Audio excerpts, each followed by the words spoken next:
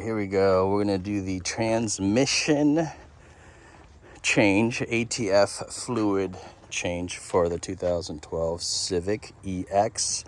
And we're gonna be using today the let me go get it real quick. We're gonna be using go down and show you what we got.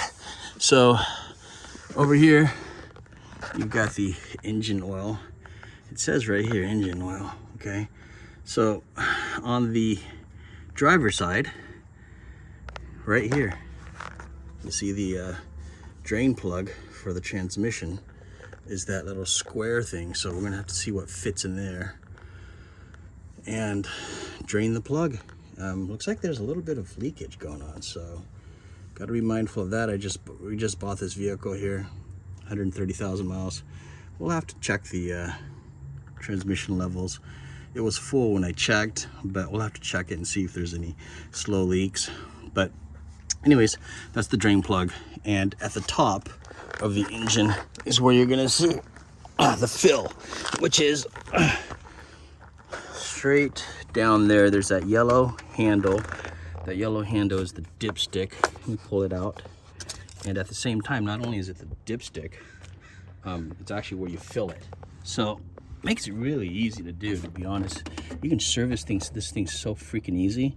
You don't even have to all you need is a long funnel and you're good to go, and you just pour it in and fill it there. It takes about 3 quarts from what everybody's saying. I think it's like 2.9 quarts or something like that, if you want to be exact. I'm going to put in probably close to 3 just for kicks and giggles. And that's it. So on the right hand side, right behind the battery, is that yellow handle that shows you the transmission dipstick.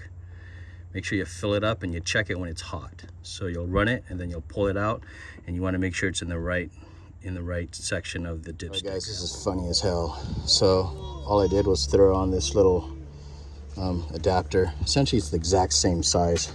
Okay, you don't need no socket or anything. It fits in there just like a freaking glove, just like that, left to loose. So that's the drain bolt.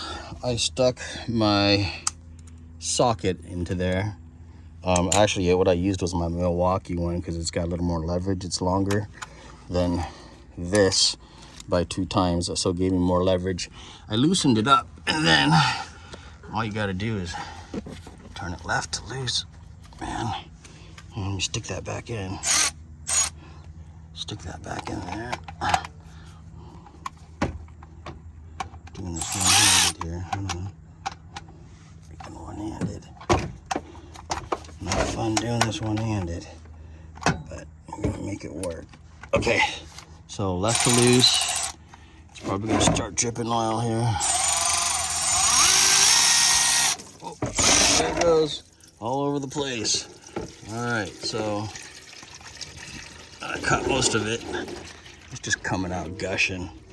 It definitely looks like it needs a good changing, but I kind of made a mess, guys. That thing freaking shot out way further than I thought.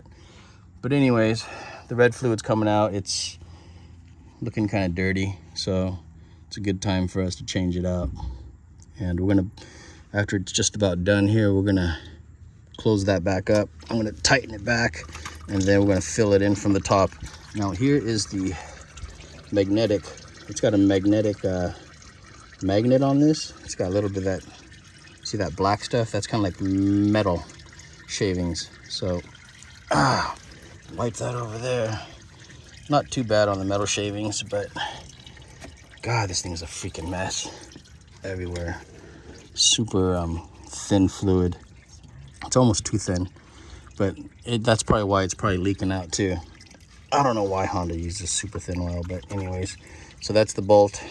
Came out. It's got the magnetic plug. We'll clean it up a little bit, just like that. You got a paper towel? Grab a paper towel back there. I think we got that used one somewhere. We'll wipe this down and then stick that back in the hole, and then we're gonna fill it up. And honestly, this is like doing an oil change, you know, like in relation to everything. Next to that is the engine oil. Right next to that is the drain plug for the transmission. All super easy. Okay, so we're gonna clean that up. Again, it's got some magnetic metallic pieces to it, but not too bad. No big chunks or anything. All right, so we're gonna plug it up. Goes back in, just like that. It's done draining. Right to tight. Right to tight. Just make sure not to cross thread it, so you want to make sure you use your hands to finger tighten it first, and then we will tighten it with this socket. Right to tight. And look at all that stuff in there. About 3 quarts all together.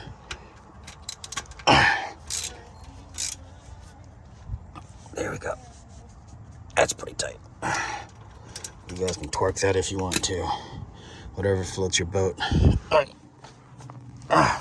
So now we're gonna go get the funnel, fill it up from the top. So we're gonna pour in. This is what I did, is I just used 2 funnels. I got the yellow one, and the yellow one essentially just goes straight into where the dipstick goes, which makes it so easy. And then I just threw another gray on top of that, and then he's gonna pour it in slowly. Go ahead and pour it in slowly. And we're using the automatic transmission fluid ATF DW-1. It's flowing in there nice and good. It's nice and red. So you see the color of that red? That's a really big red difference. Okay, so here's the old stuff. All right, now that's not red anymore. Okay, I'm gonna dip a white piece of paper towel in there. See how like brown that is now? Did you put the bolt back in, right? Yeah. I hope the bolt is back in. It's just gonna leak right on the floor otherwise. But anyways, if you look carefully, there's a big difference. Like, that's the red. That's the old red. Shoot, I dropped something. I dropped the red cap back there. We'll have to get it. Yeah, we'll get it. Okay, cool. So we're gonna put 3 of these in. There's the next one. Give it a quick shake. That's it, guys. We're gonna put about 3 quarts of that, run it, see how it goes. And that's how you do it. And so the reason why I put the ramps up in front is because then it levels out the vehicle, because my driveway is sloped. You can't really tell over here, but it is sloped. But put the ramps on the front, and you need to chalk the wheels, man. If you don't chalk the wheels, you're gonna ask yourself to go to freaking heaven a lot faster than you want. So make sure your e-brake's on and you chalk the wheels, and you'll be safe. Give it a thumbs up, guys. So that was the last of the 3rd quart, and it's good. You can just take it out. We put the whole 3 quarts in just because, you know, they say 2.9, but hey, 3 is close enough. Okay, you guys do whatever you want, makes you happy. We're gonna take this off. We're gonna throw the dipstick back in. Go put the dipstick back in. Dip it in there. See how full it is. Push it all the way down. Take it back out and let's check it. We'll run it. We're gonna need to, but where's she at? Pretty good, right?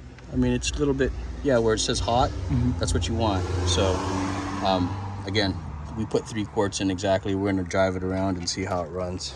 So, stay tuned.